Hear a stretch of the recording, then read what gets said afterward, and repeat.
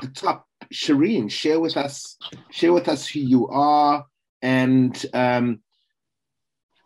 why you're interested in climate, and what's a win and what's not such a win. So thank you so much for the invitation to be part of this community. I really appreciate that. So just to introduce myself, I'm currently doing a doctorate, and the field of interest is innovation ecosystems. And why it is that is because I feel like in this time that we're going into, we're not going to solve problems at a firm level or at an individual level, but I think we're going to solve that collectively and collaboratively. And so that's why I'm really curious to understand how that happens. And so that's what my doctorate is about. So my wins. So yes, I am embedded in some drama, really. My brother has been hospitalized for the fourth time with COVID. My client's husband dropped dead of a heart attack. Oh my God. This weekend.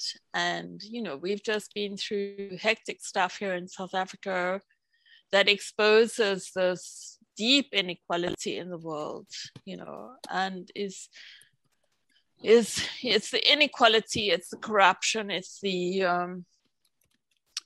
complete disconnect, you know, of government, society, business.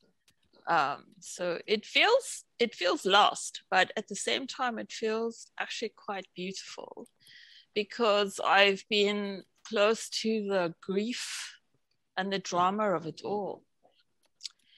But the one thing that I have experienced in this moment is that in the grief, we cracked open. And I think that, you know, I watched your YouTube links. Thank you so much for sharing that with me. But I think this is a really humbling and incredibly vulnerable time on this planet, you know, and I've been invited as a result of this exposure to interruption, disruption, discontinuity, vulnerability, is to be aware of the fact that we can't drag our past into our future. We can't drag our sense of solution or what we know into the future. In a way, we have to come to it clean, and we have to come to it vulnerable, and we have to come to it open, and we have to come to it curious, and we have to come to it wanting to learn and to know, and to do that together. Because what we have created has resulted in our suffering. And now what we need to learn to regenerate, recreate is different to what we've done in the past.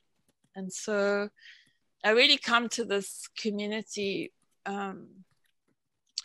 aware of the need to be humble, to be open, to be present, and to seek something radically different.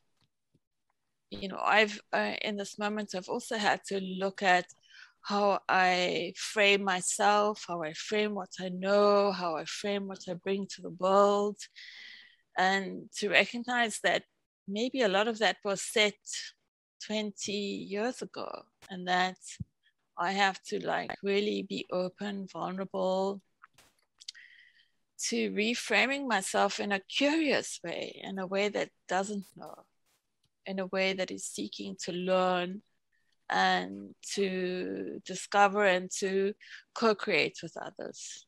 Learn, collaborate, and grow. Yeah, and co-create with others, you know, in a way that is unfamiliar, that makes me feel vulnerable, that makes me feel I felt very defined in the past, but I don't feel defined anymore. I feel like I choose now to learn a new way of being with others that is better for me, because I've also had to learn to be more compassionate with myself at this time, which has been, for everybody, I think has been hugely overwhelming. But to come to this time on this planet with more compassion for myself, with more compassion for others, but also with a knowing that we need to create a new way through. And that means that we don't know everything.